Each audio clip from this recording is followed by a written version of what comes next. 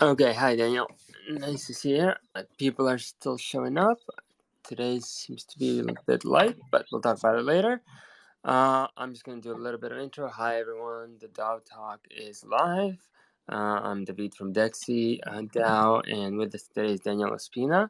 He will introduce himself. He's got a very interesting bio from what I've seen, but I'll just say that he's doing some real cool organizational and social system design at RnDAO now, and before he was head of governance at Aragon, which is very interesting on its own.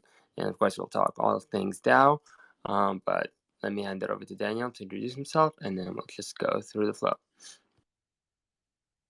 Cool. Thank you very much. And hello, everyone. Good to meet you guys. Good to be here.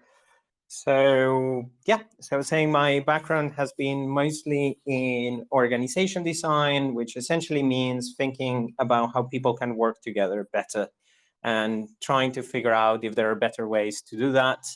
I started my career as a chef long ago and essentially discovered that all my culinary heroes, all the super creative superstar chefs that I wanted to work with, once I finally got to work with them, most of them were somewhat depressed, alcoholic, overstressed, and no longer creative. On the other side, they were surrounded by young people that were full of passion, full of ideas, but didn't have the means to create. And so there was the people who needed the ideas and those who had the ideas that were sitting right next to each other that could achieve so much more together.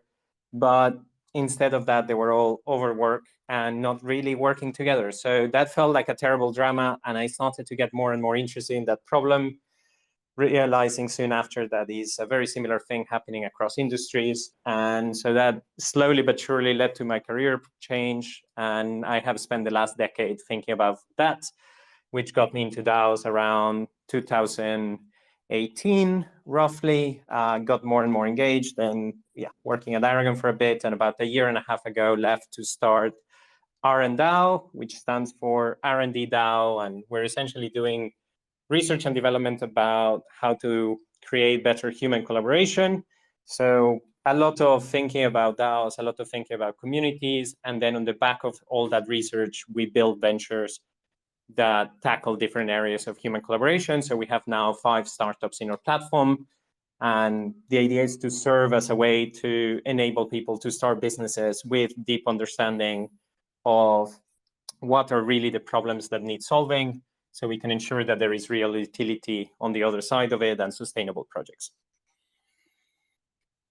Awesome. I was going to say this question for later, but since you already mentioned that, I saw the part about you being, working as a chef at multiple Michelin-level restaurants, no less. And, I'm a huge fan of Chef's Table and watching all kinds of cooking and baking shows. I think at some point I will go to pastry school or at least take a few courses because it's just so awesome. But, relating this to DAO, you already mentioned that the frustration led you to seek other types of organization. But now that you have been building DAOs and helping others do so, do you see some parallels with the restaurant and some things that DAOs can learn from restaurants, or some things they can learn to avoid? Maybe, I don't know. How did those two experiences overlap with the experience you have now with both?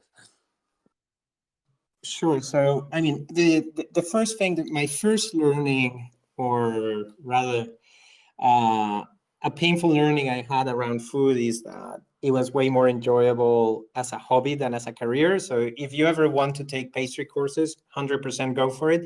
If you want to start a pastry shop, just realize that it's a very different undertaking. And I think this has been one of the issues with DAOs and in general in the industry, is that there is a lot of people who like the idea of being in community or creating a project together or building some tool, some infrastructure, whatever, but actually creating a sustainable business is a lot of work.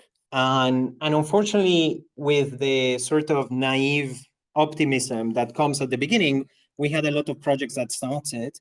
And then when it comes down to it, you realize that people don't actually have the commitment or very often even the skills needed. So we had a lot of ventures started, for example, by teams of only developers, and there were no designers. So then the whole UX tends to be pretty bad, or there is no understanding of what the users really need.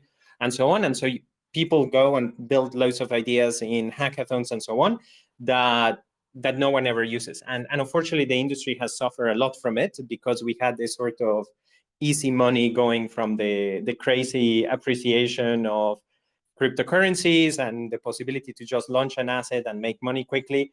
And so that's attracted a lot of people, but now we're victims of that easy money that is not necessarily sustainable.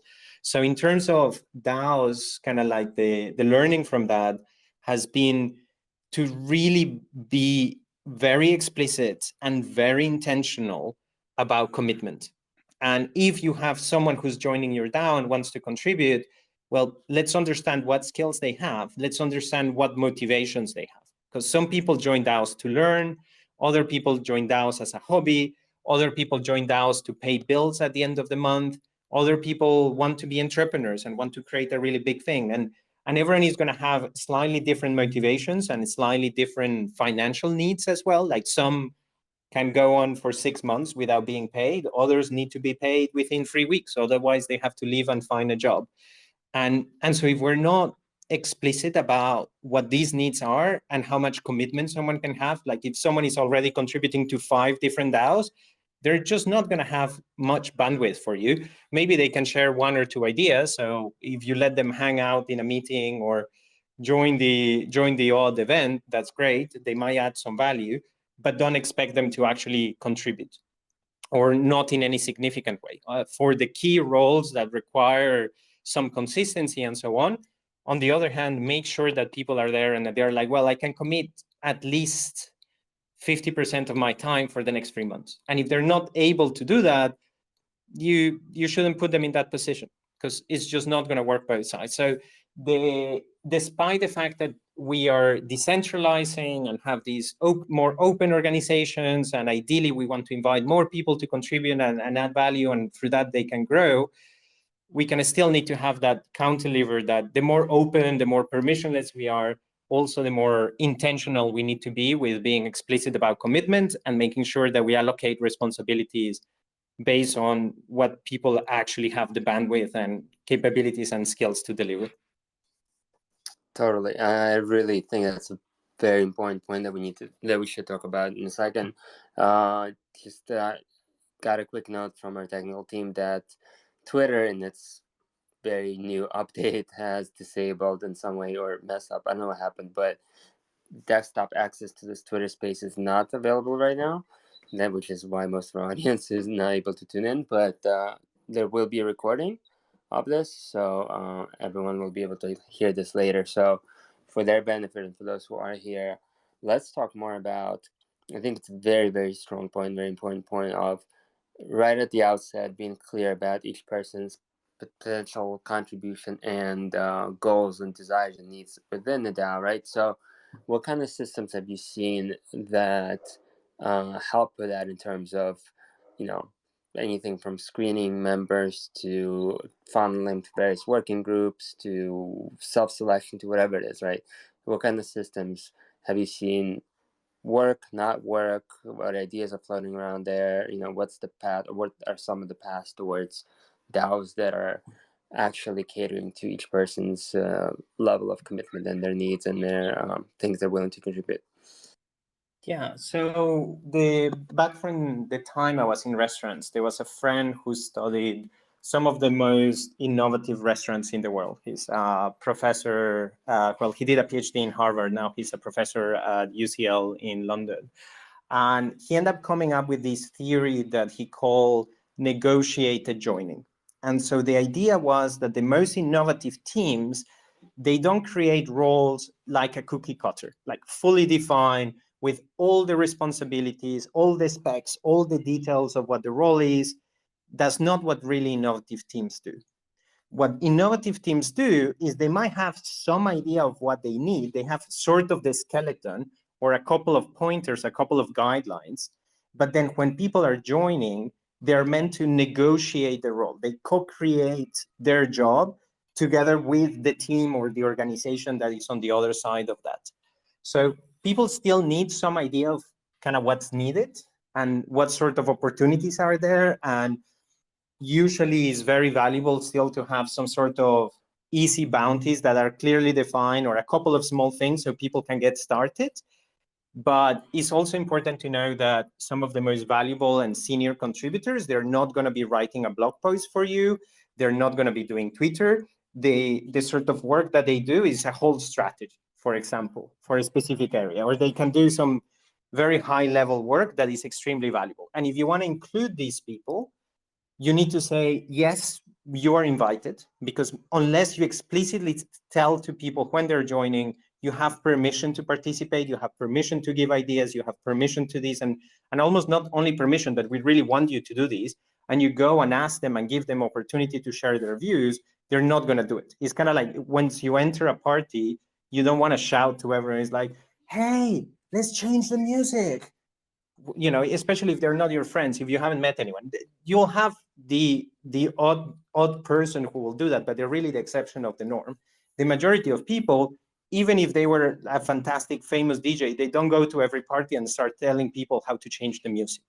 So you want to give the invitation as much as possible, and then start a conversation of like, hey, here are some needs, but how would you do it? And so some of the practices that we have is people need to start with introspection. They need to start by thinking, what are my strengths? What's my role? What do I want to get out of here? And that's something that we do systematically in RnDAO. Whenever there is an onboarding call, we ask people, what are your selfish needs? Like, what do you actually want to get out of being here? Do you want to contribute to a mission? Do you want to change the world? Do you want to build a startup? Do you want to pay bills at the end of the month? Do you want to learn something for your other project, whatever? And so that starts to ground people first a little bit in themselves. Then we say, this is what we're about. And it's like, okay, they know who they are. They know who we are. Now let's figure out what we can do together. And that's kind of when it comes the negotiate, the joining part is, here is a bunch of different needs. Here is a space or a link or an opportunity where you can come and speak with us if you want to get engaged. And then let's discuss what could be at the intersection. And we don't necessarily have, as I was saying, a complete role with all the details. We just have a few guidelines, and your most valuable contributors, they're going to be like, well, that kind of works for me. How about this? Or how we change something here? Or they'll simply start doing something small and then get more engaged and grow from that as they discover other opportunities, because they will think strategically. They will be coming up with new ideas. And that's ultimately the way you want people to be, is to realize that the organization is a platform for them to create, rather than a thing that is telling them exactly this is what you need to do, and they're just a cog in the machine fulfilling a predefined function. In that case, if they're just a cog in the machine, you're going to lose about 50 to 80% of the value that the most innovative, creative people can actually bring to your organization. Yeah, and we already had, about 100 years, 150 years of cogs in the machine, and I think it's taken us as long as it could have time for something better, which we're all building, right? And it really sounds like kind of like you're following the the Japanese ikigai philosophy of what you're good at, what you love, what the world needs, what you can actually get paid for, and from that finding something that each person is going to do that benefits everyone, themselves included. Personally, well, not just personally, but really everyone at DeXe. It's kind of our philosophy here that aligning incentives is very important, and people do need to get rewarded and and motivated for what matters to them, what also contributes to the dollar, that kind of intersection. So I'm really with you on that. And well, there's of many questions that I have from this. I think the first one that popped up, it might not be the biggest one, but still it's interesting to me, is you mentioned doing the sort of onboarding calls, right? And I'm wondering, on the DAO level, we're always trying to automate things, trying to make them scale easy. So how does that scale? Do you outsource it to various working groups? Do you make the onboarding call something that's not human? Is there another system, maybe via proposals, obviously, or some other way that would help onboard people or self-onboard people in a way that scales, in a way that's not a huge HR drain and a slow down bottleneck of sorts on the DAO? Yeah, so something that I often remember when thinking about onboarding is, when I tried to teach my mother how to use Facebook. And I was there sitting next to her, and this was not even that long ago. Like, she got into Facebook pretty late, even by the point that I was already almost leaving Facebook. I was teaching her how to go and use it because some of her friends were into it. She's essentially 70 by now. And she logs into the program, and I go, okay, now it's very simple. You just go there. And it's at that moment that I saw that interface with fresh eyes for the first time in a very long time, because I had gotten very familiar with it. I was using it on a regular basis. I knew where all the buttons were and so on. And what the company had been doing is they had been adding extra features over time, like most products do, most interfaces, designers, etc. They go, okay, now let's add this new thing, let's add this other thing, and so on. And so when I look into it, there were like 30 buttons all across the screen. There was a menu with a whole bunch of options on the left. There were a whole bunch of options on the right. There were even options at the top. There was the feed in the middle with loads of posts. Like, there were at least like 100 different places you could click to start with. And it was a completely overwhelming experience. And this is what most people are facing with Discord or whenever they join. And it's a sort of combination of too many places to click plus a buffet.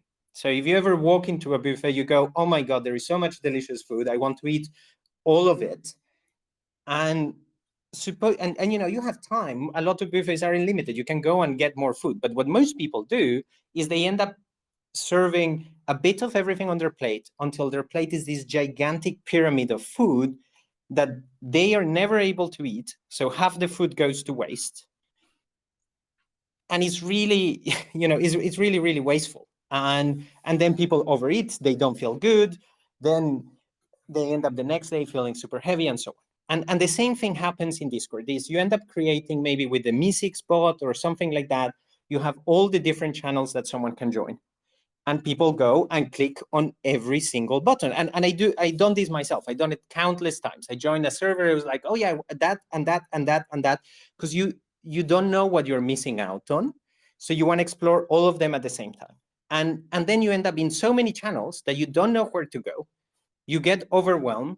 You never realize who's actually participating in which working group or so on.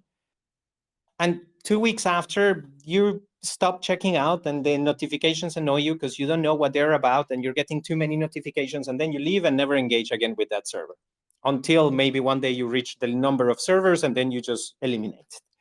And this is happening en masse all the time.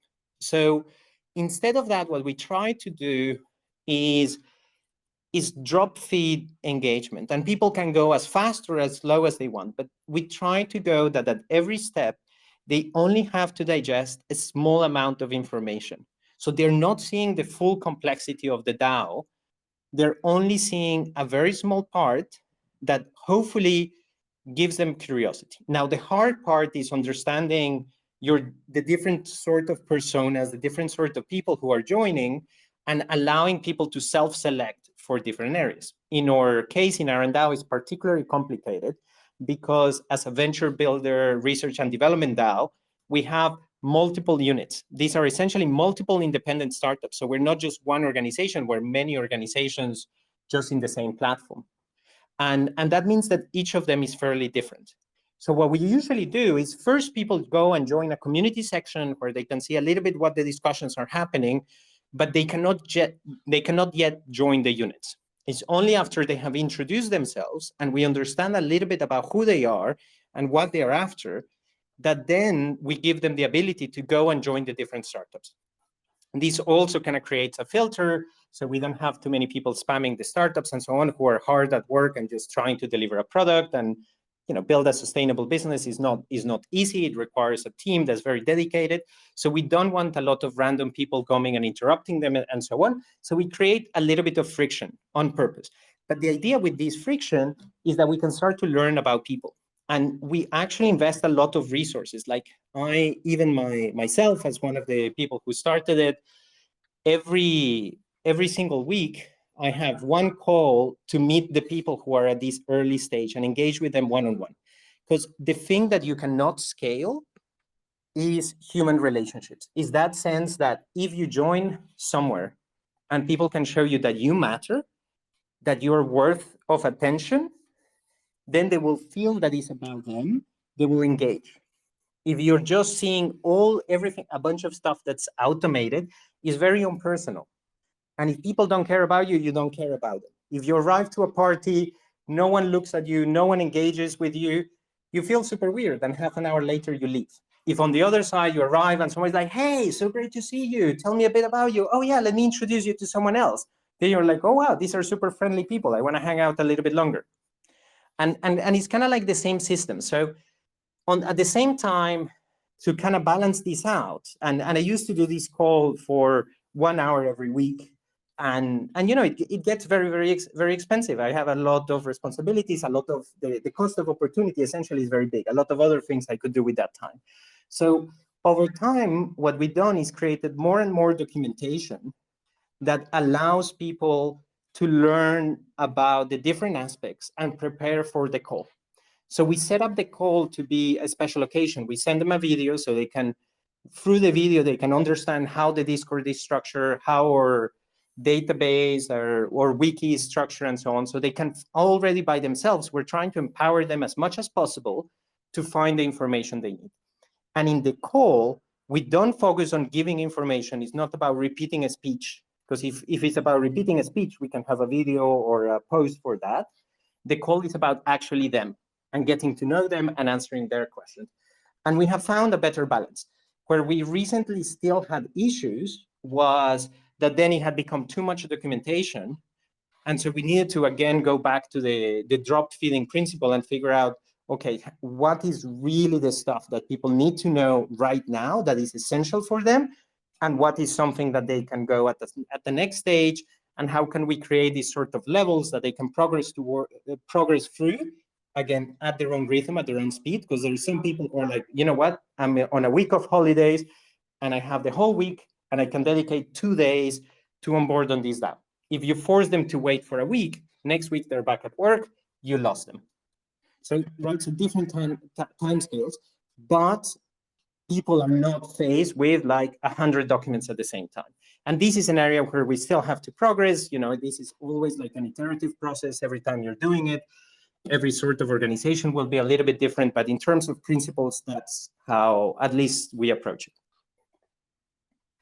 So that's an interesting approach, because mostly we talk about automating it away from humans, and you're talking about bringing it towards humans, which is very different and very refreshing in a way, right? And you know, as you mentioned, you can't do it all yourself. You know, if you spend 2 days a week on this, you're not doing it on other things, and your opportunity cost ends up being astronomical.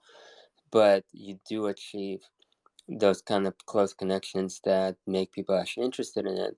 So if the CEO, if the top execs are not able to do it as the DAO scales, do you see maybe a role within the DAO for people with the skill set that specifically does those kind of introductions and sortings, and you know, basically super connectors, right? People who, like in that show How I Met Your Mother, go, hey, have you met Ted? You know, and just connect them, or just, you know, have a brief welcoming chat with new people, assigned at random or in some, you know, more less than random order of maybe based by interest or self-selection, and then know by knowing the structure, by knowing everybody personally, but across departments, across the sub DAOs as it is, you know, in RnDAO, for example, and connecting them to the right people to talk further, kind of cutting down the time that each person within each DAO or each sub DAO, or, you know, or yourself needs to spend on every single new onboarding. Yeah, I mean, you can definitely leverage super connectors. The important thing is not to go too far, because you can be like, oh, let me hire an assistant that I'm paying very little because they're very junior, they're just fresh out of university, or not even. They're essentially a very junior person that just had energy and wanted to contribute. But if then someone comes and has a high level question, or like your most valuable contributors, they end up engaging with an assistant. And if the assistant is not able to provide them the information and so on, this is already a somewhat disengaging and frustrating experience. If you come to a call in one of these DAOs and you're like, oh, wow, the CEO is here. I didn't expect this. This is crazy. This is so special. And then the CEO goes like, yeah, how can I help you? Then you know that that DAO is really, really serious about onboarding people and about getting these talent and empowering them to do things. Now, obviously, that's a strategic question of like, how are you operating? Because if you can, on the other side, people on board and all they can do is retweet, well, retweeting is not the most valuable activity. If on the other side, you have the setup for the teams to hear ideas, to hear recommendations, to be like, this is how you can contribute and this is how you can be rewarded, either in fiat, or if you don't have like fiat or stable coins, at least like in DAO tokens or something like this. But if you have the setup for people to contribute significant value and be rewarded significantly, then this whole activity becomes worthwhile. And that's where it starts to become a different logic, in that you understand the leaders not so much as, well, they have a few key decisions to make, but they're not the key contributors. They are rather the orchestrators. They are rather the conveners. They are the host. And if you go to a party and if the host doesn't say hello to you, is that really a party or a gathering you're going to go back to?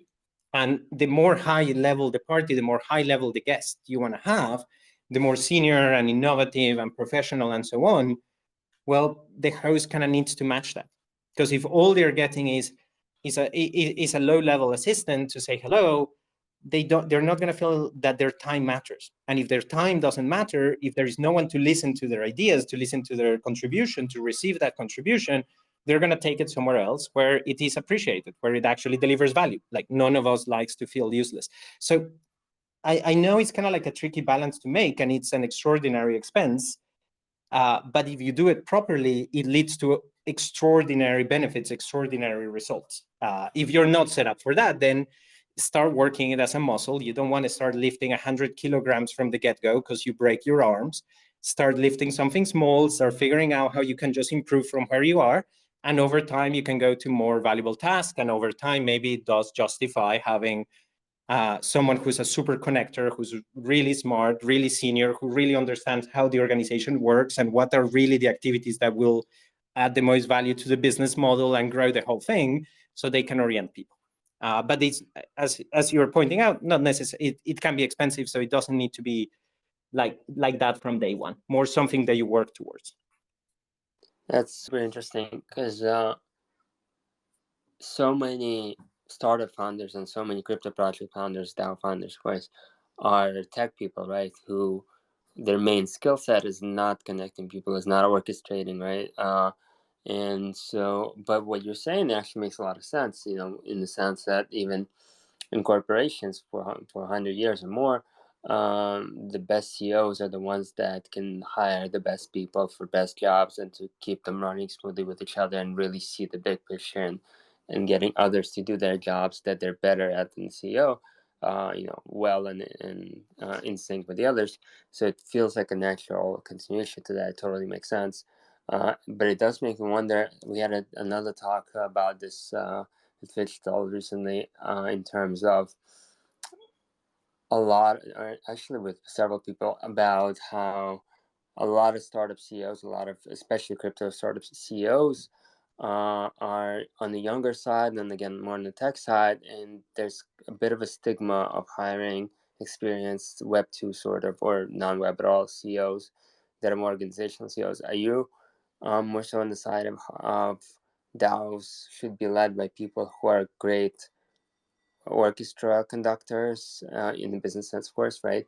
Rather than people who are the best, who are the initial tech leads, who are the initial financial leads, who are the creators of the DAO maybe, but instead people who are professionally good at running and scaling, growing organizations, and making sure the best people for the best roles are filled in, sort of like more on the HR side or organization side, as you are. Yeah, it's a team sport.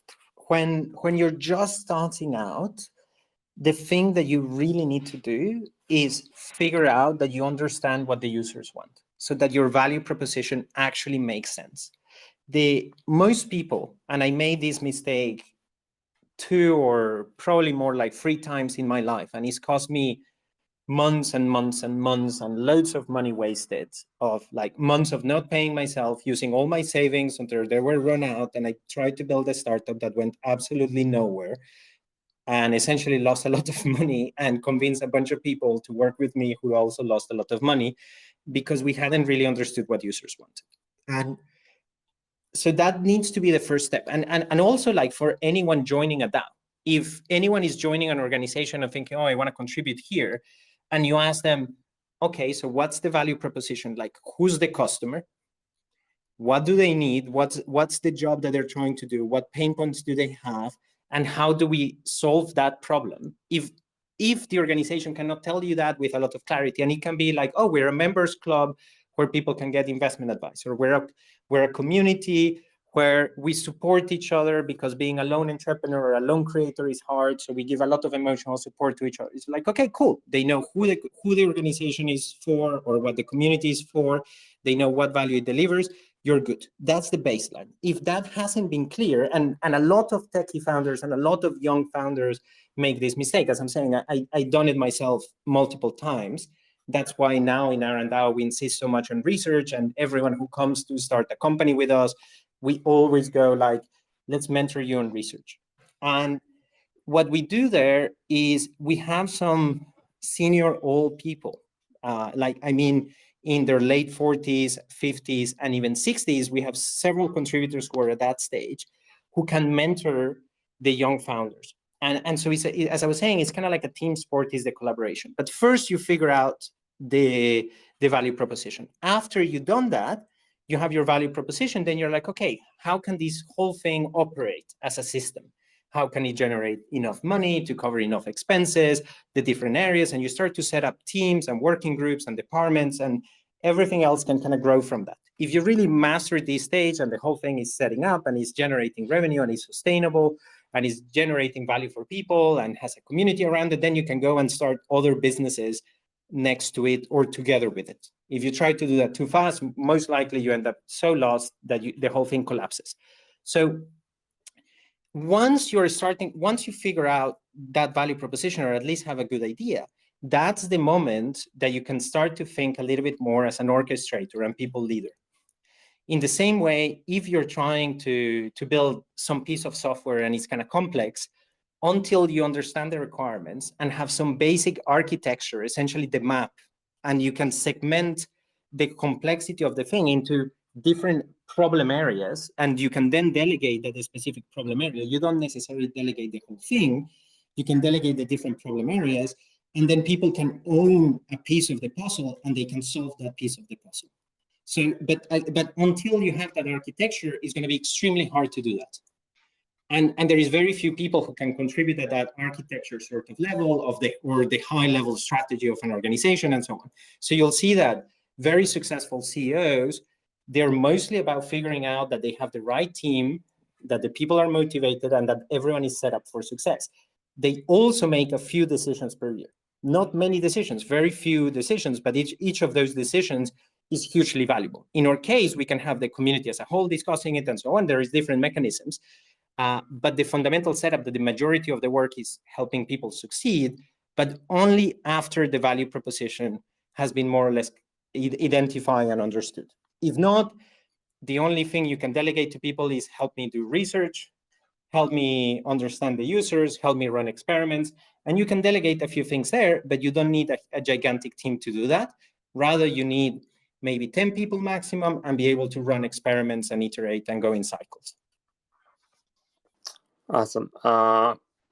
Before I ask the next question, just a quick announcement for the listeners and for those of you who made it. If you want to ask Daniel a question, the best way is just to leave a comment and I'll be happy to read it.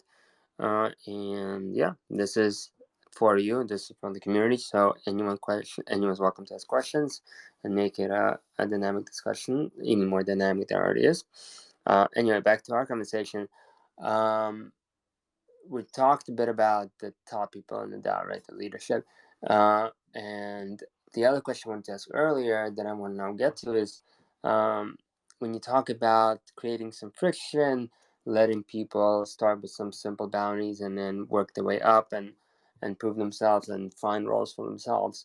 based on skill set kind of approach, where does it leave the governance token in terms of normally, or at least commonly, right? There's some sort of token distribution event, whether it's an airdrop or something else, and anyone has a governance token can participate in governance, etc. Is that, in your experience, in your opinion, a good idea, or is it better to keep governance token more confined to those who are actually proven themselves and found a role for themselves, or to have a dual kind of system of, democratic general governance and the more specific people who've shown themselves, who's gotten some roles and shown themselves experts in the DAO sort of governance? Just what are your thoughts on the governance token and the way to use it and distribute it and voting governance in general? Yeah, so I find most models for governance that we have in Web3 and in Web2, by the way, they're not better really, to be tremendously dysfunctional. The issue in Web2 has been that it's only investors, like only shareholders, who can govern the organization. And that means that employees and customers, as the organization starts to grow and the investors are in a more comfortable position, like there is already some success, then they're going to use that success to try to take advantage of the other stakeholders. So the employees, the customers, etc., they start to get a worse and worse deal until they get pretty much screwed. In Web3, the idea was like, okay, what if, so it's not only the investors that can govern, what if we made the users and the employees and everyone else a shareholder too? So everyone can hold tokens and it's through a token that you govern. So it's not, it's not quite shares, but that was the sort of logic going into it.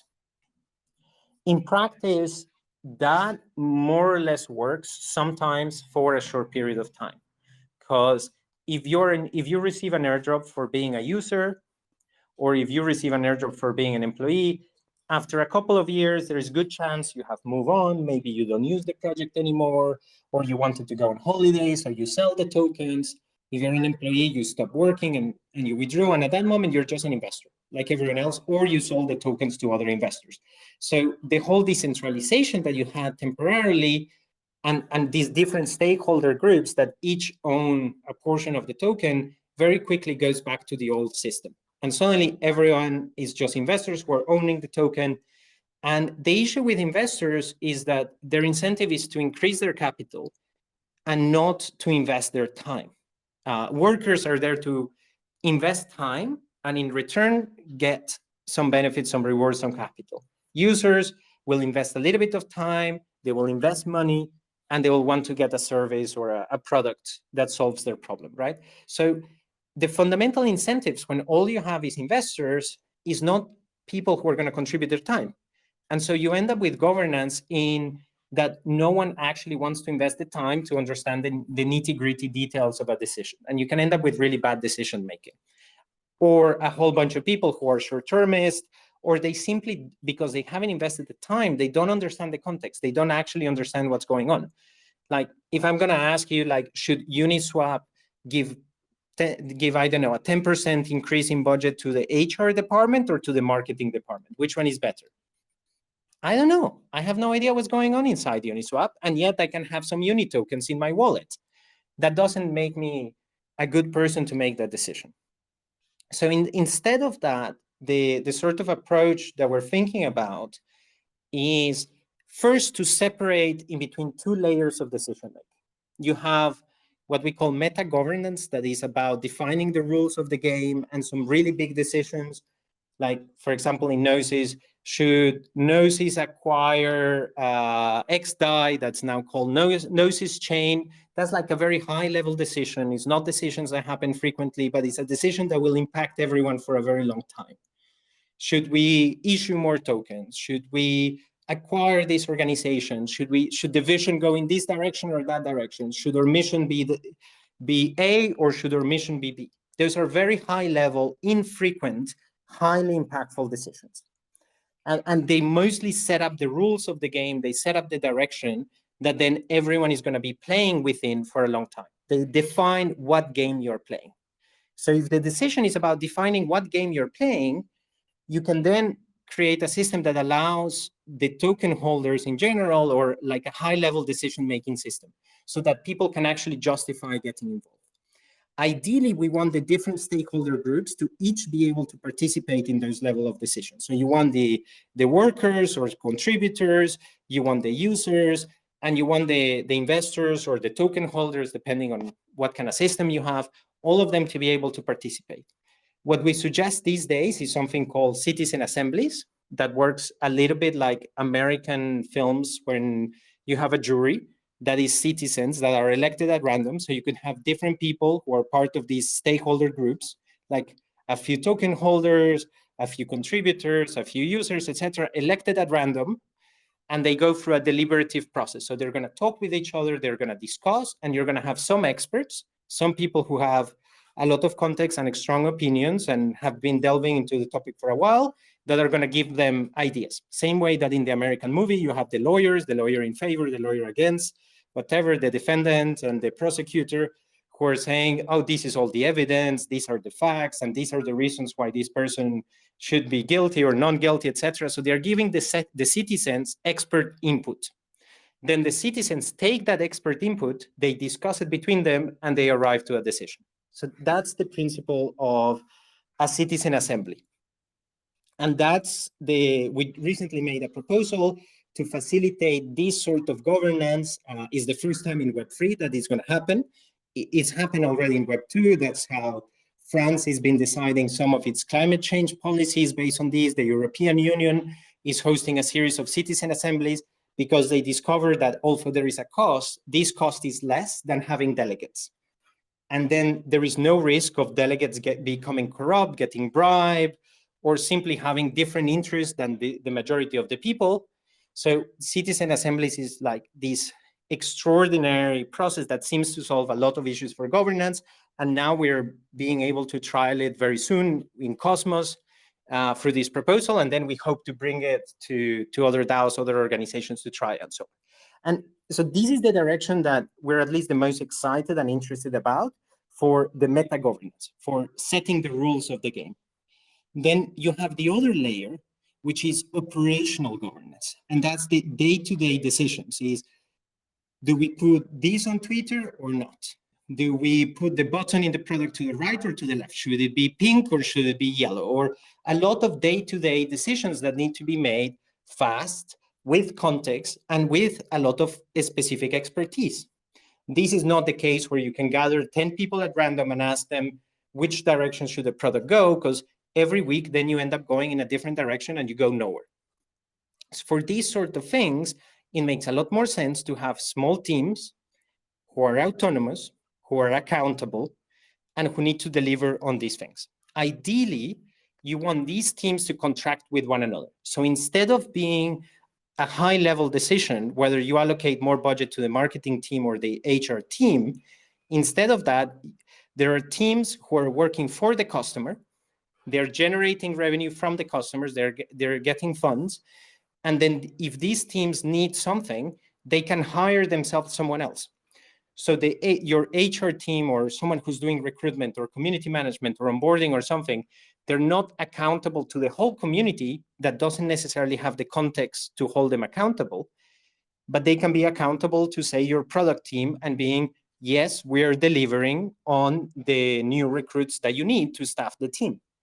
And so the product team or the different teams that are generating revenue, they can be paying directly service teams who are supporting them. So you create a sort of internal marketplace between teams.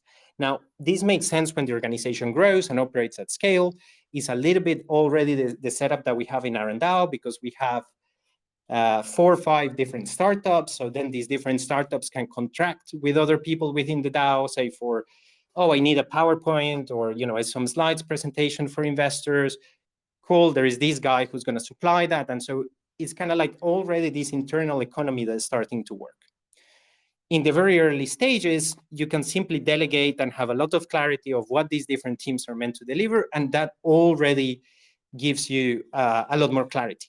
In each of these teams, you ideally want that the people leading it and the members of the team are accountable to the rest of the team. So if the team is not happy with them, they can fire them. And that way, you don't have, let's say, a CEO or something appointing who should be the product manager, but then turns out that this product manager is an asshole and is taking a lot of credit from work that their team are doing. If the team feels that they're not a good leader for that team, they can be replaced. So you have these sort of micro democracies within the larger organization, and you can have more delegation based on the team level, on the small team level, but at the level of the whole organization, ideally you have these citizen assemblies that I was talking about. Both of those are interesting to talk about. Let's start with the citizen assembly. So I like the idea that it's a random selection of citizens. So there's a big sense of, democracy and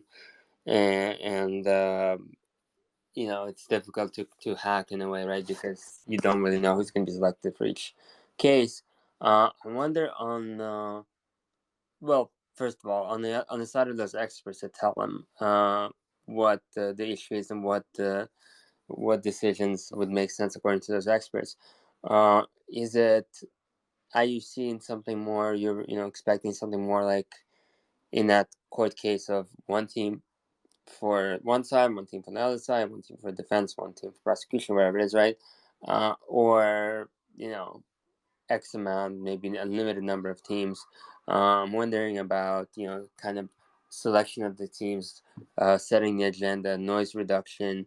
If there's a lot of expert teams, for example, how do the actual people who have to make decisions know which experts are the experts, who are the real experts, and what are the agendas of the experts? Just kind of wondering what kind of system could be out there that helps those randomly selected citizens really understand the expertise of the expert and what matters and what's noise and what's facts and what's agenda, etc. The same things we're seeing right now, right? Like in experts in politics and the news, experts that are saying that the Earth is flat and etc. Any observations on any of that?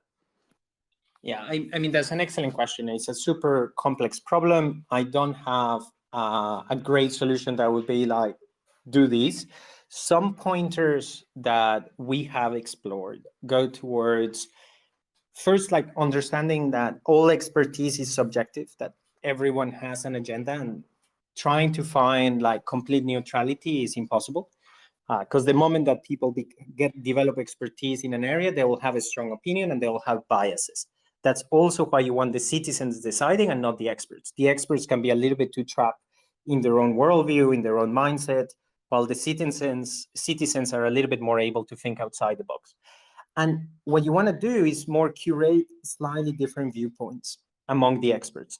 It's not so much something like in favor and against, because you want the citizens themselves to decide the options. I was using the example of the American movie Jury because it's something that a lot of people had seen through the movies, but that's not the ideal decision that you want to make. Like when I was talking, for example, the France example, they were more like, what should be the sort of policies that we create for climate change? It's a very open-ended question with many possible answers. And you had people who were experts in biodiversity, you had people who were from the oil lobby, you had people who were from like the different sides of the debate. Because what you want to do is just be able to hear all of these different sides together and have as much richness of the information. Because everyone who has an agenda is also representing a specific interest. And if you don't understand what those interests are, if you're not giving them a voice and a vote, most likely you're going to end up making a decision that is very problematic, either because that stakeholder really resisted or they have something against and so on. The value of citizen assemblies, and again, this is why they're valuable for very high level, important, impactful, big decisions, is that you can engage all the people to try to find solutions that work for everyone, like win-win-win sort of solutions, rather than you win, you lose. And it's for trying to find like the middle ground or the new creative solutions that you really justify the investment and the whole process and sourcing the experts and all of that. Maybe one day we can have a really good protocol to understanding expertise and things like that. We're playing a lot with AI deliberation at the moment as well as a potential alternative to citizen assemblies or a complement or a way to facilitate citizen assemblies more easily. We have currently a venture exploring in that direction, but it's still very early stage to know and to be able to map expertise. If we had access to the whole of LinkedIn data, we could really calculate like the expertise graph of who's recommending whom in LinkedIn. And well, their data is kind of noisy, but we could have something like that. Alas, LinkedIn has chosen to keep all of that data locked and for themselves, so we'll never be able to do this. But who knows? Maybe in the future we have a Web3 protocol that emerges, or with different social and trust graphs, we could calculate these more objectively in the future. For now, I would just suggest is try to find different people who can represent and give you some insights, and don't try to be perfect. Just find something that's valuable and that is better than the alternative. And then for the next iteration, you can improve a bit further. Okay, and just to be clear, when you're talking about citizen assemblies, in the citizen pool, right, from which it'd be drawn, are you including everyone who's investing, who's working on the DAO, who's user of the DAO, anyone at all, or is it just those people who are actually actively contributing to the DAO? I'm trying to kind of gauge in terms of how this filters for people who are actively interested in the DAO and in the benefit of that, rather than people who are just there for the token drops, etc. There, all of that. You ideally want representatives of the different groups. So you want some people who are core contributors, some people who are maybe ad hoc contributors, bounty hunters or doing small things here and there. You want some people who are just token holders. You want some people who are users. So you can get the whole mix working together, get the blender going, and hopefully what comes out is something that works for everyone. And that's what you want, is that rapid feedback of someone going like, oh, how about these? And the other person going, oh, but that really doesn't work for me because of X, Y, Z. And since they're only going to be part of the assembly for a short period of time, say a 3, 4, 5 day process or something like that, and then they go back to their previous role, they don't have the interest to be entrenched or to get bribes or whatever it is that delegates can be subject to sometimes. You will find, however, that there is certain people that will just not be interested in engaging, like depending on who your client is. If your clients are celebrities or CEOs of whatever, they're most likely not going to give you the time. Equally, if you have a bunch of investors who are whales, they're very likely to just not give you the time because it's not worth it enough. And ideally, in a citizen assembly, you reward people. Participating in governance is hard work. It requires a lot of focus and attention and thinking. So we kind of want to reward it so you get the best people making decisions, not just anyone else who has nothing else to do. But even if you're paying a little bit for it, there will be some people that you cannot. And in those cases, you can still try to invite them to give a little bit of input or feedback in the middle of the process. You can be like, here are some rough ideas. Can we send them to you for feedback? Can you send them for input? We're going to have them around these dates. And so if you prepare the process, then the others will know when to interface. And failing that, you can try to have a call before or set a sort of user researcher or something to understand a little bit more this demographic. And then the user researcher can present their findings to the assembly, to the different citizens, to be like, hey, please take this into account. That would be the worst case scenario. That makes sense, and the self-selection of those who would want to participate also makes sense, and maybe it's a good thing for the DAO, actually, come to think of it. We're approaching the hour here. I don't want to hold you too long, but I have a couple questions I really want to ask. The first is, I noticed you writing in your profile on your website, I think, about humane collaboration. I'm really curious what you mean by that. Yeah, sure. So that's touching back on the win-win-win idea. Is we have a lot of collaboration, and coming back to what I was saying at the beginning about my early years as a chef, where there was all of these people working extremely hard together and very frequently almost working against each other. And despite the fact that all the right ingredients, that all the right expertise and passion and so on was in the same room, they were not able to work in a way that was effective, that was actually making them happy. So with humane collaboration, we're talking first that all the stakeholders need to benefit. is not just for the few, is win-win-win solutions for the different people who are part of these communities. And ideally as well, we want that is not only like sacrifice the best years of your life and be miserable, and then on the other end of that, maybe you have made some money, but let's actually make work something that is enjoyable unto itself. We believe that if we're thriving at work, if we're happy, if we enjoy working with the people we're part of, if we enjoy what we're doing, we're going to do way better work. And so it's as much on the what for as it is on the how we work that needs to be something that brings us alive, that brings us joy, that is sustainable, or you could say regenerative. And I mean that in multiple senses, that is essentially benefiting the communities, but also is not something that you're draining and exhausting and destroying yourself trying to pursue some dream. We still believe in working hard, but working hard in a way that is fulfilling, enjoyable, and creates more rather than less. Hell, I think we all believe in that. I definitely do. Amen to that. Before I let you go, I asked every guest this, right? Just this is your chance, and this is really interesting for myself personally, to hear about DAOs and individuals that you love, that you see doing some good stuff. Just give some shout outs, whether within the RnDAO ecosystem, outside of it, regardless. Some DAOs and people that you really seen doing some cool things and people should know more about. Yeah, so there is a DAO that I find very endearing. That's Metagame. They're organizing MetaFest in August in Croatia. They are very much a community of just crazy people trying to inventing all kind of stuff. It's more of a social DAO than anything else, so it's not very much of a business. They also have that as a problem, like it hasn't particularly generated a lot of revenue. I don't know if it's going to be sustainable, but they definitely have the heart in the right place, and I appreciate a lot of what the sort of energy and idealism they bring to this space. So a shout out to them.